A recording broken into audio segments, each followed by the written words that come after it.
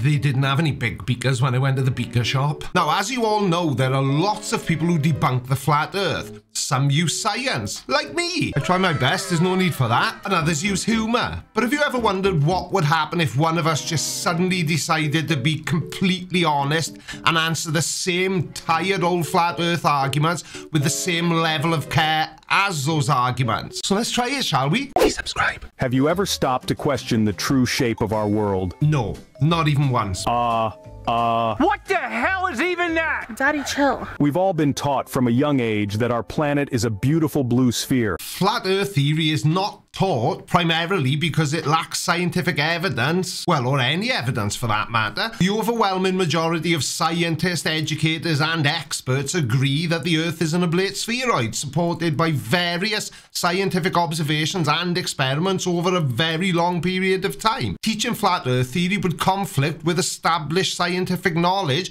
and would misinform students about the nature of our planet. And schools aim to provide accurate and evidence-based education, and Flat Earth theory does not meet those criteria. But what if everything we've learned was called into question? Well, if you think the Earth is flat, you clearly haven't learned much at all, have you? Imagine for a moment a different perspective. Excellent advice, because that's where Flat Earth is, in your imagination, and that's where it'll always be. A world not shaped like a ball, but more akin to a flat plane. Doesn't exist. Yeah, we know. This, my friends, is the concept of the flat Earth theory.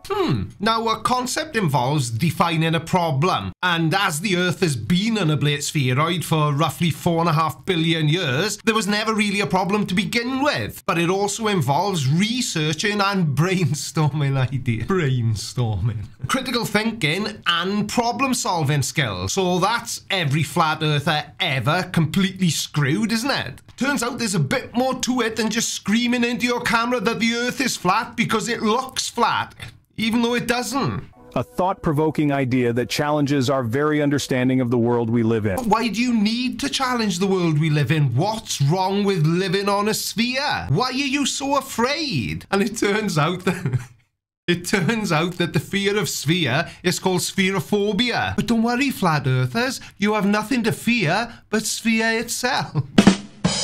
Over the centuries, countless individuals have endeavored to prove this theory. And you don't think the fact that nobody has been able to might tell you something? Gathering compelling evidence that suggests our world may not be as round as we once believed. You do realize that misunderstanding or just completely ignoring all the evidence that demonstrates to us that the Earth is an oblate spheroid isn't the same as gathering compelling evidence that proves the Earth is flat. From the secrets of the horizon to the puzzling enigma of gravity, each piece of evidence invites us to question our preconceived notions. Now, just for the sake of clarity, when you say to challenge our preconceived notions, do you mean the things that we learnt when we were in school or something else? So, buckle up as we embark on a quest to question what we've been told. What the hell? That was just your intro? Ever wondered why the horizon always seems flat to the naked eye? I can't say I have, no, but I know why it does. It's because we can only see a tiny little bit of it. A question that has perplexed many of us, isn't it? Not really, because normal people don't think of this sort of thing. Now, step into the shoes of a flat earth theorist. No thank you, but given the choice between stepping into the shoes of a conspiracy theorist and finding a rusty spoon, heating it up and digging my own eyes out, I know which choice I would be making. They'd tell you that the horizon appears flat because it actually is. No, they don't. They tell you that the horizon is flat because they're idiots who refuse to accept any of the evidence presented to them. Yes. You heard it right. Well, thank you very much. Flat as a pancake. I clearly jumped in a little bit too soon then. According to these theorists, if you stand on a beach and look out to the sea, the horizon you see is the literal edge of the world. And you think that's something that a rational human being would say? They argue that no matter how high you go, the horizon remains at eye level, which they claim wouldn't be the case if the Earth was indeed a sphere. Now, a good scientific rebuttal to that claim that the horizon always remains at eye level would be to explain how the curvature of Earth actually causes the horizon to appear to dip slightly below eye level as you observe it from higher altitudes, and then go on to explain that this phenomenon is a fundamental aspect of spherical geometry and is observable in various contexts. such as when looking out from an aeroplane window or across a large body of water. But we aren't doing that in this video, are we? Even though I just did. Now, the honest answer would just be, no, it doesn't. But if I did that for everything he said, this would be a very short and very boring video. Interesting, right? It's a thought that might seem outlandish at first glance, but isn't it fascinating to ponder upon? To question the very core of what we've been taught about our world? Not really, no. I prefer to ponder important things like why is pizza served in a square box when it's round? There's nobody invented round pizza boxes. Nobody steal that. It could be my $1 million idea. But in any case, it's far more important than pondering the shape of the Earth because we've known what it is for thousands of years. So, could this be a clue that the world isn't as round as we've been led to believe? No. If the world is round, why don't we fall off? Gravity, you f***ing retard! Gravity! Have you ever heard of f***ing gravity? Gravity! Gravity! That's the question, isn't it? Yeah, and that was the answer. Gravity! This invisible force, they tell us, pulls everything towards the center of the Earth, keeping us firmly grounded. Come here. And do you know why they tell us that? Because that's exactly what it does. But flat Earth theorists argue differently. Yes, they do. Never argue with stupid people. They will drag you down to their level and then beat you with experience. They propose that the Earth is accelerating upward at a constant rate. Well, yes, some flat earthers do propose that the Earth is constantly accelerating upwards. Can they prove it? No, much like everything else they say. Counter-arguments from round Earth theorists point to the observable effects of gravity. Orbits of planets, the tides, apples falling from trees. But what if these phenomena are not the result of an invisible force, but rather a carefully constructed illusion? Then we would be back at the question that no flat earther ever has been able to answer. Why? For what possible reason? Have you noticed that certain flight paths make more sense on a flat map? Not really, no, but I'm sure you're about to explain to us why I'm wrong. Air travel is a marvel of the modern age, but some of the flight paths airlines use can be truly baffling. For somebody who doesn't work in that industry, I'm sure that sometimes flight paths are baffling, but baffling does not mean fake. Take, for instance, direct flights from Johannesburg in South Africa to Sydney in Australia. On a spherical globe, the quickest route seems to be a straight line over the Indian Ocean. However, these flights often stop over in Dubai, which seems way off the beaten track on a globe, but is almost perfectly en route on a flat map. Flat earthers often point to specific flight routes like those from South Africa to Sydney with stopovers in Dubai as evidence against the spherical shape of the Earth. But this argument overlooks several factors, including airline economics, air traffic control, fuel efficiency, and geopolitical considerations, all of which influence flight paths. Now, additionally, the notion that flight routes must be perfectly straight ignores the realities of wind patterns, aerospace regulations, and other practical considerations involved in commercial aviation. So in essence, while flat earthers may interpret these flight routes as evidence of a flat Earth, they fail to account for the complexities and practicalities of global air travel. I know, it's all shocking stuff. Similarly, flights from Santiago, Chile to Auckland, New Zealand often stop in Los Angeles.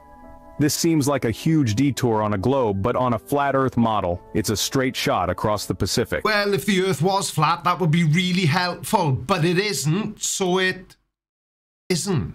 Could these flight paths be a hidden clue to the world's true shape? No, because we don't need clues, because we have known for thousands of years exactly what shape the Earth is. It's not our fault flat earthers don't like it. Why does the North Star, Polaris, remain constant in our night sky? Because it's really far away. Okay, one last time. These are small, but the ones out there are far away.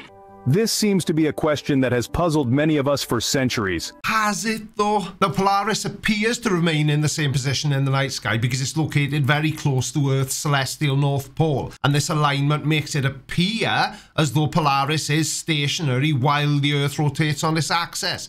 And as a result, all the other stars in the sky appear to revolve around Polaris in a circular pattern as viewed from the Earth's surface. Now, this phenomenon is known as the diurnal motion of the stars and is a result of Earth's rotation. So for the observers in the northern hemisphere, Polaris serves as a reliable celestial reference point, due to its apparent fixed position in the sky. That doesn't mean it is actually fixed. On the other hand, round Earth theory suggests that... Oh, hang on a second now. There is no round Earth theory. The Earth being an oblate spheroid is an established fact. The Earth's axis of rotation points directly towards Polaris. As the Earth spins, Polaris remains in the same spot because it's lined up with our axis. Did you hear what he just said? Now that is the reason why I seriously doubt that a lot of the people we come across on YouTube claiming to be flat earthers really are. They know the real explanation, they just choose to ignore it. But wouldn't we see some movement given the Earth's orbit around the sun? Fine, I'll explain it then. The Earth's axial tilt remains constant throughout its orbit around the sun. And this means that even as the Earth moves along its orbit, the axis point is in the same direction. And Polaris remains in roughly the same position relative to the observer on Earth. Therefore, although the Earth's orbit does affect the position of the stars in the night sky over longer periods, the specific alignment of Polaris with the Earth's axis makes it appear as though Polaris remains stationary. Do these people not realize that Polaris is 433 light years away from Earth? That's really far. Was the moon landing a monumental achievement or a monumental hoax? Oh, not this again. This guy's obviously been reading the Dummy's Guide to Flat Earth, hasn't he? This question has stirred debate for decades. Flat Earth theorists argue that the moon landing was staged as part of a grand deception to support the round Earth theory. Yeah, but they only say that because they have to. Think about it for a second. If flat earthers openly accept that, yeah, we definitely landed on the moon, they would know that there have actually been human beings on the moon looking back at the Earth and seeing that it's a globe. And the crew members aboard the ISS, they can all have the same damaging effect on the flat Earth theory.